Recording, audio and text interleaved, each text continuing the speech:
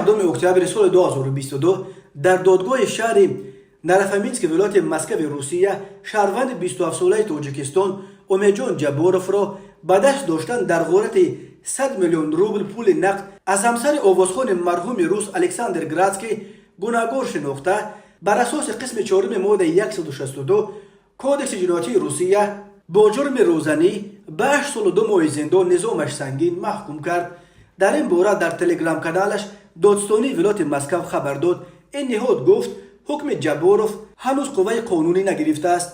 دادستانی گفت در دادگاه معین کرده شد که روز 16 ژانویه سال 2022 جباروف با شریکانش که پرونده جنایتی آنها علایده کرده شده است در هیئت گروه متشکل عمل کرده صدمه با ماشین مارینا کاتاشنکا همسر الکساندر گراتسکی را تشکیل کرده، سپس با تهدید با اشیاء شبیه سلاح آنها جبر دیده را تا مکان زیستش برده مبلغ بزرگ پول نقد را به یغما بردند. حجم عمومی ضرر رسانیده شده بیش از 100 میلیون روبل را تشکیل داده است. قبلا عیبدار کننده دولتی برای شهروند 27 ساله تاجیکستان امیدجان جباروف همچون جزا 10 سال زندان را طلب کرده بود.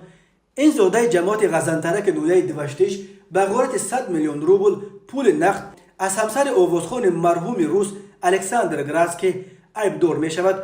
خود جباروف در دادگاه گفته است که شریکان دیگرش او را هم مثل یک لوخ فریب دادند. خود مارینا گراتسکایا که روز 23 آگوست در مرافعه اول اشتراک داشت این دفعه به دادگاه نآمد.